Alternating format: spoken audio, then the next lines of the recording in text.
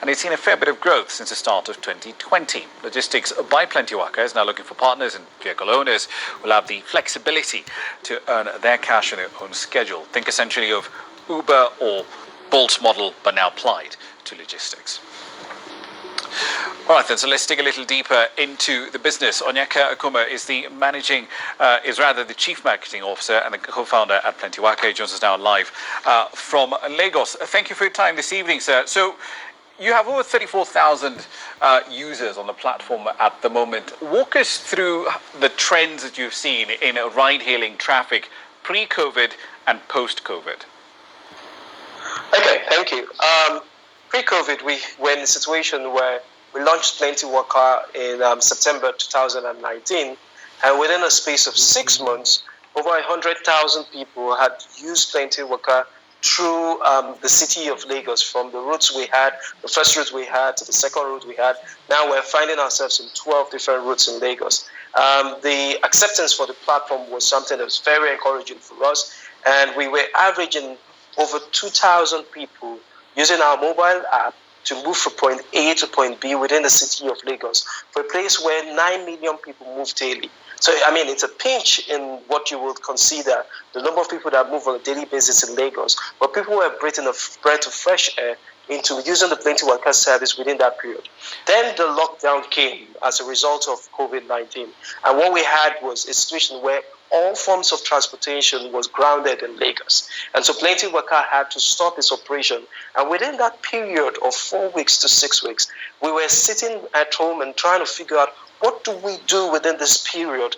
Even if we were stopping our services, how do we find a way of still generating revenue? A 6 months old startup, even with all the traction it had, when you go through that kind of heat, you have to find ways to survive. And so that led us to finding ways to move essential workers. That made us to find ways to move essential goods and services. And we were doing that remotely until we found that was an opportunity for businesses that were focused on that space within the lockdown to move items from point A to point B. That in itself gave birth to Logistics by Plentywaka, and we took it as an opportunity that was going to survive within the lockdown period, and then post the lockdown, easing up the lockdown in a city like Lagos, people will still find it as that B2C solution that will help them move their items from house to house or from shop to shop, and it became a service that came here to stay. Right. And so now, let me just interrupt briefly there. You've got 51 vehicles on your fleet, as I understand it. What's the ownership model there? Do you own those vehicles outright as Plentywaka, or are they partly owned by the business, or do you have a mix of vehicles that are owned by the business and others by partners? What we did initially when we started was we went about crowdfunding the money we used to buy some of those vehicles, and then we used that to try out the model. Very quickly, we understood that for us to scale our operations, we couldn't sustain it with consistently buying vehicles and adding assets to our platform. And so we developed a new way of people partnering with us, where partners were able to identify ways they could bring their own vehicles, like an Uber model, bring their vehicles on the platform, and they're able to earn a percentage of what we earn as revenue generated within a month. And so now we have close to over 80 vehicles, a mix of maybe 17 of them that we had to buy. And the remaining of them are people that are now bringing their vehicles on the platform and allowing us to move people a lot more comfortably, a lot more safer within the city of Lagos. Right. So social distancing requirements, of course, do limit how many passengers you can pack into a van or a bus, at least on the passenger side of things. And I see you've also raised prices a little bit in order to compensate for that. But even with all those changes, are you breaking even? As you pointed out, you're a fairly young startup set up in September last year. Yeah, I think the game for us is not, as much as I'll be excited to break even in 6 months, there is no one in the transportation sector that would confidently tell you they've done that within a period of 6 months. And so what we wanted to do was move people in volume, move people in a way where we can grow our margins, even as tiny as they were, we can grow our margins over a long period. And by the time we break even, it becomes attractive, not just to us, but to our investors or to our stakeholders. And so yes, social distancing came into place, and we had to reduce our capacity. Initially, we had to start moving. When the first step of the lockdown was brought into place around the first week of May, we were moving 60% capacity of what we used to do before. And then moving on into the second phase of the lockdown being eased up, we moved into 80% of capacity we used to move before.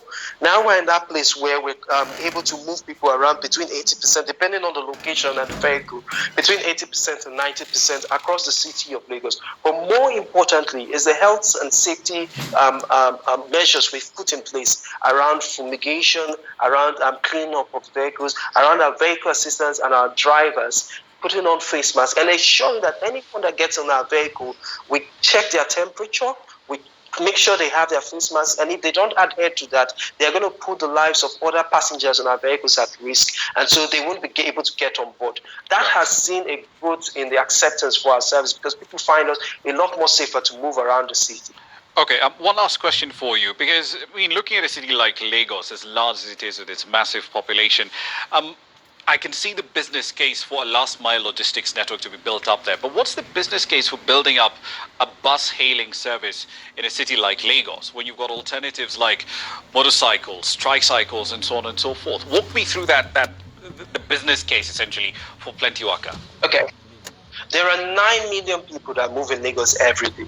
And with 9 million people, just over 100,000 buses have been registered in the city of Lagos to move 9 million people. And that shows the potential of the market. Lagos is predicted to become a 30 million people city within the next 5 to 10 years. It shows you how much opportunity exists for Plentywaka to operate in that space. What we also noticed was around February, when the city of Lagos banned the movement of motorcycles and the tricycles across 500 routes in Lagos, that immediately spiked our numbers by 65%, where we saw a lot more people coming on our platform. We saw a lot more people that couldn't take the last mile trips with those bikes, clamoring for Plentywaka to extend its services into the routes where those bikes used to ply on. So in itself, it has created an opportunity for us.